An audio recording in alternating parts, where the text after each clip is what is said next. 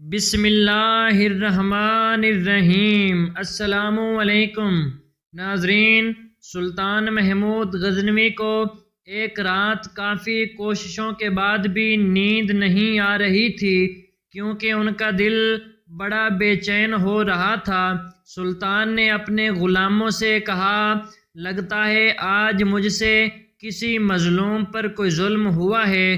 تم لوگ جاؤ اور ہر گلی میں پھیل جاؤ، اور اگر کوئی فریادی نظر آئے تو اسے میرے پاس لے کر آؤ۔ سپاہی گئے اور انہوں نے شہر کی گلی گلی چھان ماری، لیکن انہیں کوئی نہ ملا۔ سب سپاہیوں نے واپس آ کر سلطان سے کہا کہ کوئی بھی فریادی نہیں تھا، آپ بے فکر ہو کر سو جائیں۔ سلطان کو جب پھر بھی نیند نہیں آئی تو وہ کپڑے بدل کر خود محل سے باہر نکلا۔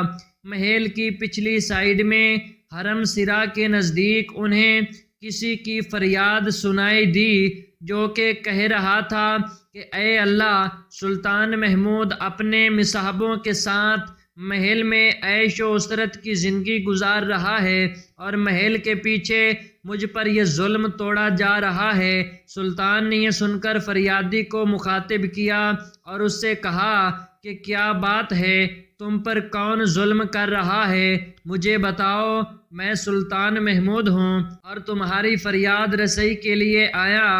فریادی نے کہا کہ اے بادشاہ، آپ کے خاص آدمیوں میں سے ایک شخص جس کا نام میں نہیں جانتا، ہر رات میرے گھر آتا ہے اور میری بیوی سے زبردستی زنا کرتا ہے، اور اگر وہ انکار کرے تو اس پر ظلم و تشدد کرتا ہے۔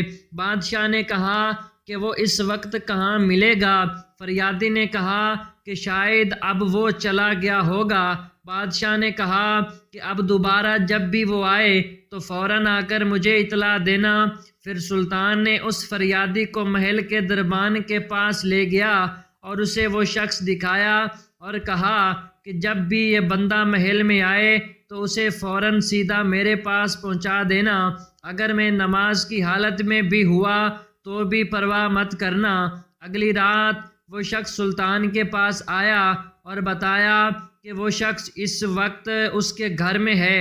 سلطان اسی وقت تلوار ہاتھ میں لیے اس شخص کے ساتھ چل پڑا۔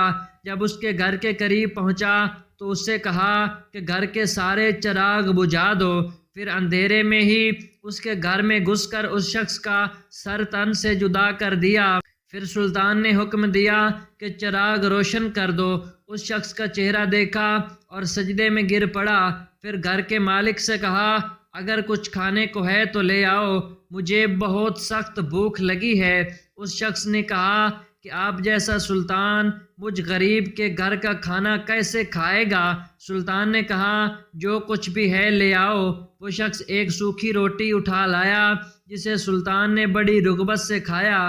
وہ شخص سلطان سے پوچھنے لگا کہ چراغوں کو بجھانے، سجدہ کرنے اور روٹی طلب کرنے کے پیچھے آخر کیا ماجرا ہے؟ سلطان نے فرمایا، میں نے جب تمہاری داستان سنی تو سوچا کہ میری سلطنت میں ایسا ظلم کرنے کی ہمت صرف میرے کسی بیٹے کو ہو سکتی ہے۔ اندھیرا کرنے کو اس لیے کہا تھا کہ اپنوں کی محبت میرے انصاف کے راستے میں حائل نہ ہو جائے۔ چراغ جلنے پر جب میں نے دیکھا کہ وہ میرا بیٹا نہیں ہے تو میں سجدہ شکر بجا لایا۔